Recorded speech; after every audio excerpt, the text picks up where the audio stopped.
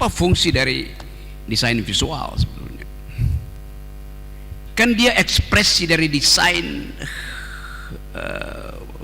virtual di kepala kita lalu jadi desain visual. Apakah seni bisa jadi instrumen atau bahkan instalasi untuk perubahan?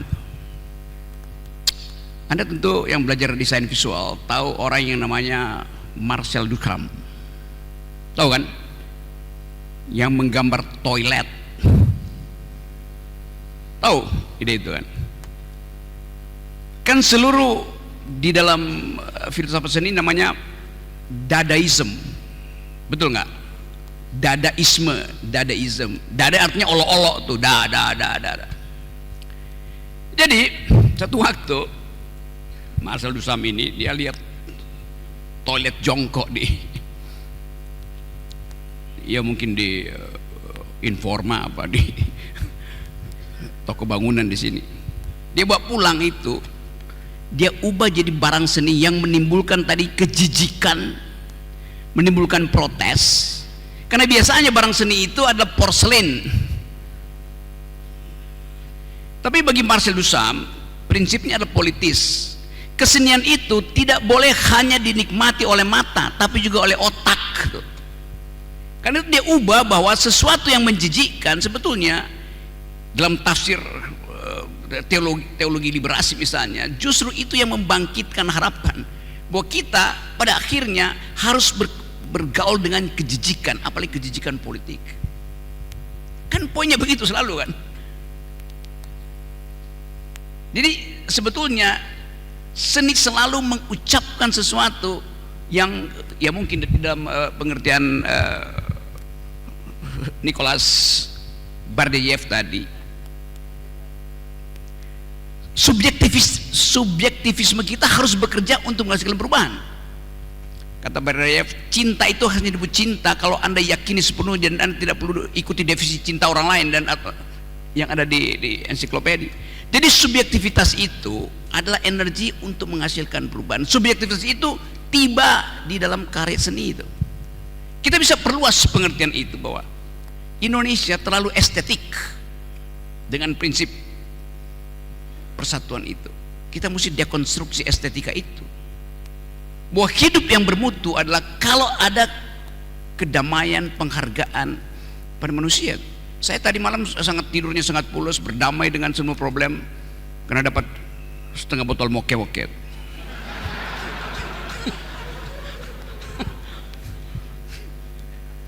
Jadi itulah yang saya sebut sebagai fasilitas. Sekarang misalnya Anda yang belajar desain visual, coba Anda desainkan secara visual Indonesia pasca Ledredo Talk, negara federal, ada kenikmatan antar manusia,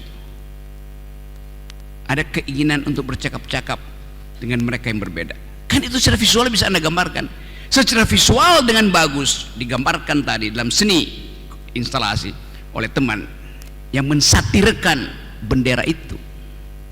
Itu semua upaya untuk menggugah kemampuan kita untuk berpikir melampaui official grammar of Mukidis politics. Kita nggak bisa bicara dengan si Mukidi hal-hal begini karena dia tidak terangsang untuk bicara tentang hal yang sifatnya visioner. Apa visi Jokowi terakhir? IKN. Itu benda mati, tidak menghidupkan apa-apa di situ. Tidak ada imajinasi di situ.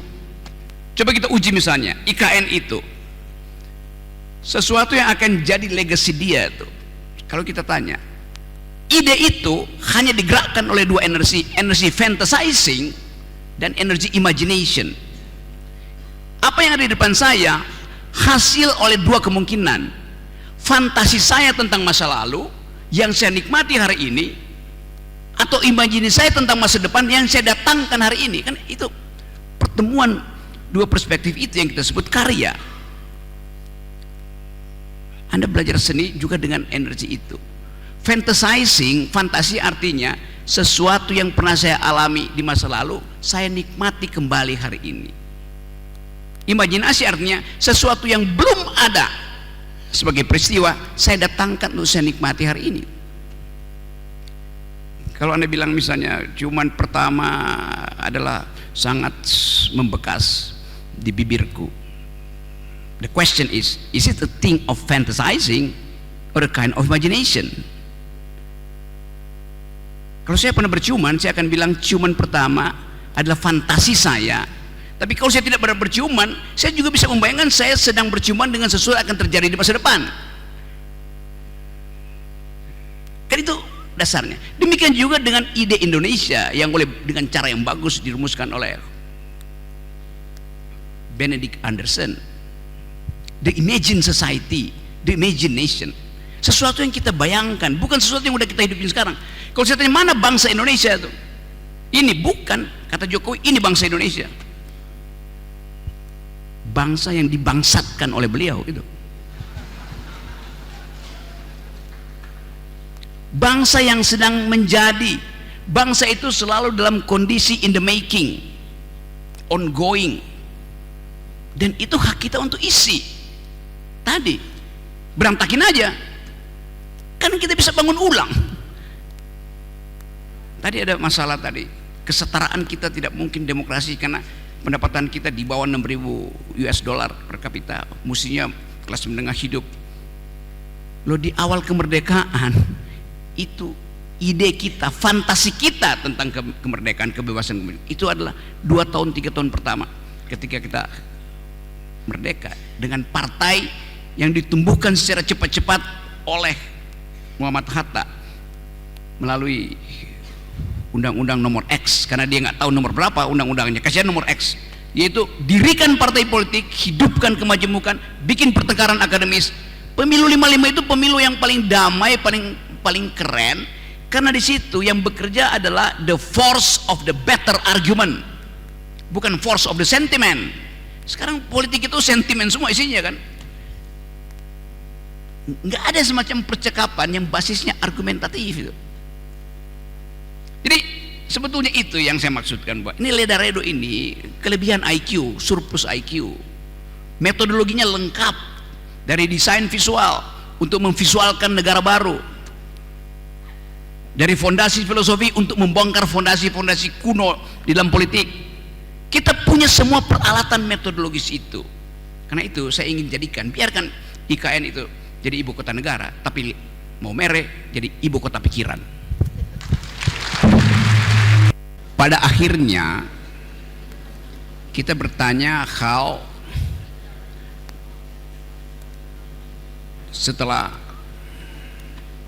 Rein und Vernunft, setelah akal murni itu kita manfaatkan untuk menemukan sumber pengkhianatan epistemik pertama, kita pindah pada buku kedua, Praxis and Vernunft, Urte dari Immanuel Kant. Seolah-olah dengan dituntun oleh 3 paradigm itu, reason, ethics, and then value, kita bisa kumpulkan satu kesepakatan bahwa harus ada institusi yang menghubungkan pikiran Immanuel Kant misalnya dengan peristiwa yang terjadi di dalam sejarah Republik ini. Kan kita mau lihat ada nggak garis yang diterangkan dalam upaya Immanuel Kant menghentikan perang saudara di Eropa dan mendalilkan bahwa setiap nation dituntun oleh satu ide, termasuk agama tuh. Lalu sekularisasi terjadi. Tapi di kita di sini ada kondisi antropologi yang agak berbeda itu, bahwa kalau kita bayangkan misalnya sinopsis negeri ini kan dituntun oleh kecemasan bahwa sesuatu yang pernah dihilangkan di dalam teks konstitusi misalnya atau teks panduan negara itu bisa kembali membayangi kita. Tetap ada kecemasan bahwa negara ini sedang beralih dari sistem demokrasi, karena demokrasi dianggap buruk, maka ada ideal type lain. Apa itu? Muncul ide tentang komunisme, muncul ide tentang negara Islam, muncul ide tentang macam-macam soal. Tetapi selama negara bisa sediakan wahana apalagi wacana untuk menghidupkan perdebatan, persis kita akan kembali pada origins ketika kita bertengkar tentang dasar negara. Kan pertengkaran dasar negara itu betul-betul pertengkaran akademis dan kematangan etis dari founding person kita, dari founding parents kita. Saya selalu hindari mengucapkan founding fathers, karena founding fathers itu tradisi Amerika, deklarator independence Amerika itu laki semua. Tapi di kita ada 3-4 perempuan yang terlibat dalam upaya untuk menghasilkan diskurs tentang negara di konstituante. Jadi saya balik ke situ bahwa original intent, maksud awal dari konstitusi kita adalah membatalkan semua proposal yang bisa menjadi absolut, termasuk negara berbasis agama. Dalilnya jelas. Apa gitu hasil provokasi Muhammad Hatta? Bukan. Hasil kesepakatan manusia-manusia rasional yang melihat potensi Indonesia ke depan untuk ditumbuhkan dalam keberagaman in optimal forma. Jadi itu dasarnya, dan dasar itu yang hilang hari ini. Jadi kalau kita ucapkan kembali bahwa janji kemerdekaan adalah maksimalkan pikiran, karena itu konstitusi kita hanya mewajibkan 2 hal pada Presiden Jokowi atau semua presiden. Apa tugas presiden?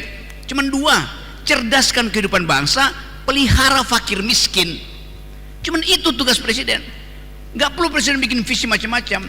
Tunjukkan aja bahwa Anda presiden, siapapun dia, sudahkah Anda menyelenggarakan imperatif tertinggi dari konstitusi, yaitu cerdaskan kehidupan bangsa, pelihara fakir miskin.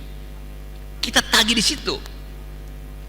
Jadi Reinen Vernunftnya bilang begitu, epistemik Kantian bilang begitu, imperatifnya bilang begitu. Anda harus menghasilkan kecerdasan dan meninggalkan kemiskinan. Moral call-nya ada di situ. Sekarang kita lihat tadi keadaan hari ini. Jokowi mau naikkan uang kuliah yang diprotes tadi itu, karena trade off-nya APBN nggak cukup untuk membiayai kuliah yang diwajibkan bahkan oleh konstitusi. Cerdaskan kehidupan bangsa artinya setiap orang berhak untuk memperoleh pendidikan gratis. Negara cari dari manapun, karena itu ditugaskan kok. Kalau Jokowi bilang, ya waktu debat kan saya nggak bilang menaikkan IQ nasional. Anda nggak perlu bilang, Anda diwajibkan oleh konstitusi. Cerdaskan kehidupan bangsa artinya naikkan IQ nasional. IQ nasional kita sekarang tinggal 78, sedikit di atas simpanse. Itu poinnya di situ kan. Stunting kita 25%, Jokowi akhirnya akui. Pak Jokowi bilang kami gagal untuk memperoleh penurunan stunting yang kami pasang 14%. Buat nurunin 4% dia nggak mampu. Lalu dia bilang dia gagal, maka kami revisi. Loh, Anda yang harusnya pastikan bahwa kalau Anda tidak mampu, Anda turun, kasih mahasiswa Leleredo untuk lakukan pemulihan IQ nasional. Jadi dia sendiri nggak mampu lakukan, padahal dia tetap pastikan Indonesia 2045 akan ada bonus demografi. Bonus demografi itu adalah tuker tambah intelek. Nah, kita defisit, jadi fallacy-nya luar biasa. Kita defisit akal, tapi kita berharap generasi sekarang ini akan jadi bonus demografi di rumah. Bagaimana caranya? IQ kita turun, stunting juga begitu. Stunting sekarang 24-25%. Artinya 1 dari 4 bayi yang lahir kekurangan nutrisi. Ya pasti IQ-nya turun. Jadi sekali lagi, dengan mengetahui secara konkret keadaan itu, harusnya timbul keberanian untuk mengubah. Nah, yang saya terangkan tadi yang ditanyakan oleh Pak Rektor, kadang-kala kita nggak tahu bahwa keadaan udah seburuk ini. Dolar kita berapa hari ini? 16.200. Berapa lama? Udah 2 minggu. Artinya nggak bisa turun. Apa artinya nggak bisa turun? Bank Indonesia intervensi terus. Sampai kapan Bank Indonesia intervensi? Itu Jadi poin-poin ini yang harusnya, yang biasa disebut sebagai analisa sosial untuk perubahan, dikenali dengan baik supaya keberanian itu datang karena keadaan real. Tapi kadang-kadang kita anggap ya kita diselamatkan oleh antropologi bangsa ini yang disebut extended family, apa namanya, extended family, ya keluarga besar. Kalau seseorang di sini nggak bisa makan, pamannya akan tolong dia tuh, yang nggak mungkin terjadi di Amerika tuh.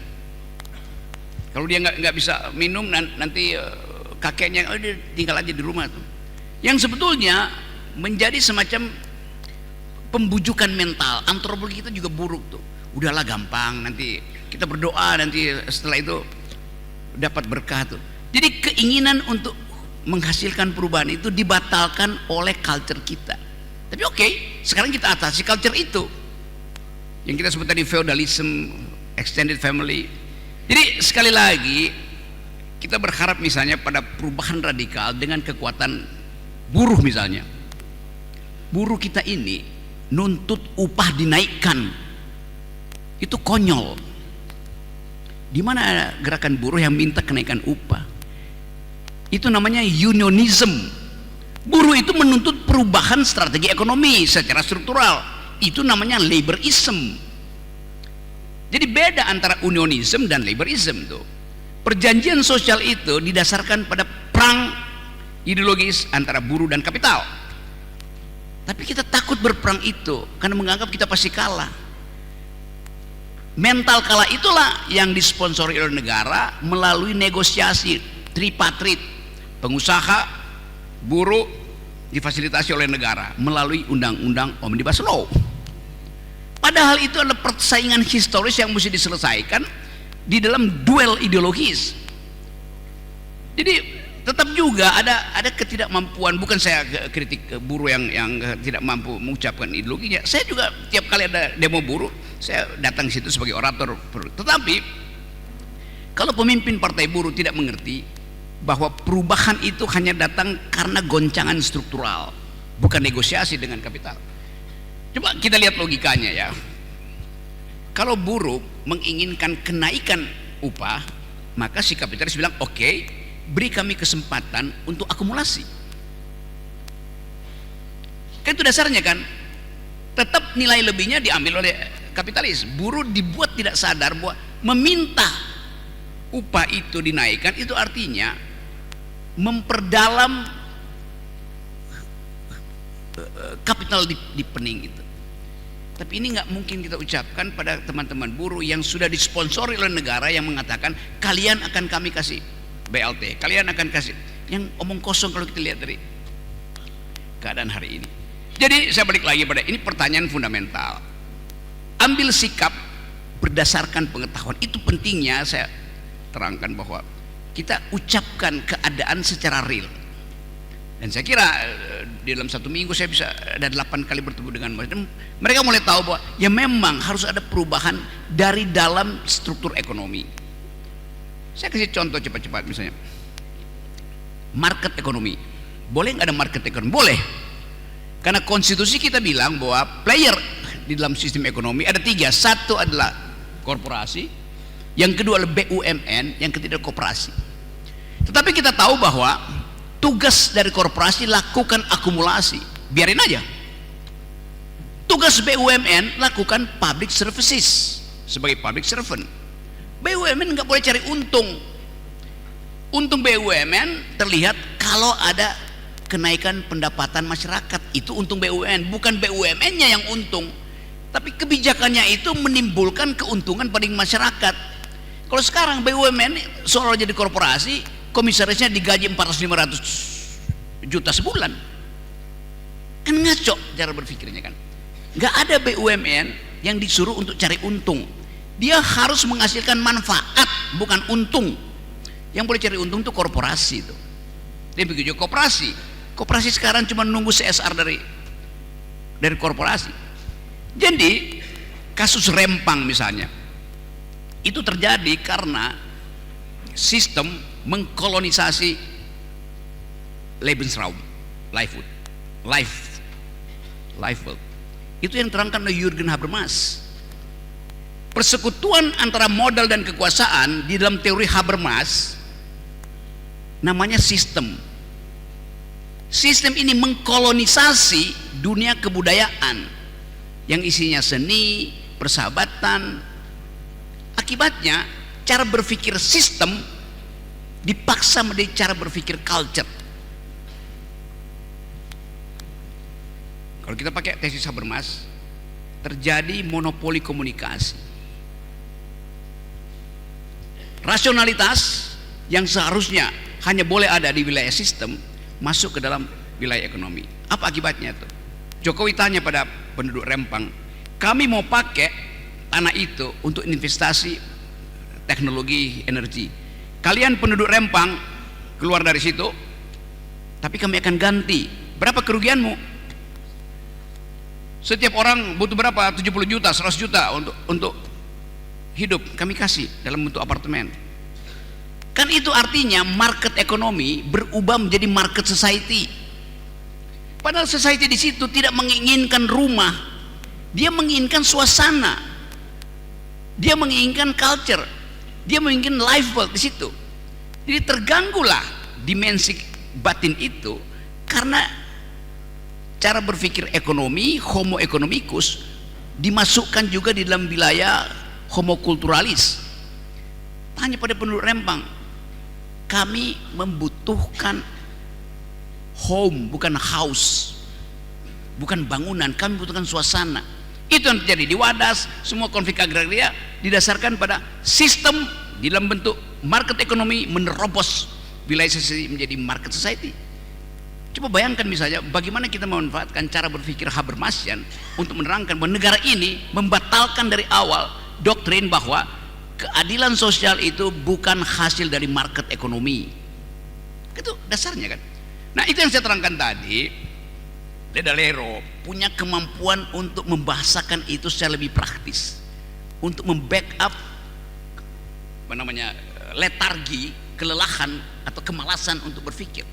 Kalau pikiran kita jernih, teratur, maka semua caleg yang sekarang itu mungkin separuh akan bilang, kalau begitu kami bikin partai baru, yaitu Partai Perjuangan de Laredo. Itu dasarnya kan. Itu yang saya maksud, sponsor pikiran harus dihasilkan dari forum ini. Sponsor pikiran. Tidak mungkin pikiran yang tajam itu tidak menghasilkan perubahan. Jadi hanya pikiran yang tajam yang bisa melakukan perubahan. Nah, sekali lagi kemungkinan itu bisa kita ulas. Saya bisa bantu banyak perspektif di sini, beberapa teman yang mampu berpikir secara dialektik, undang di sini, kita bicara di sini. Jadi jangan cemas atau merasa kerdil karena Anda ada di Maumere. Maumere itu artinya mau merebut. Kami mau kau mau merebut. Nah, kesempatan itu terbuka di kita justru karena keadaan global ada di dalam situasi turbulensi itu. Saya terangkan tadi bahwa sejarah Indonesia bagian dari sejarah global. Ketegangan di Indo-Pasifik pasti akan ditagihkan oleh Joe Biden. Indonesia mau pro Cina atau mau pro Amerika tuh.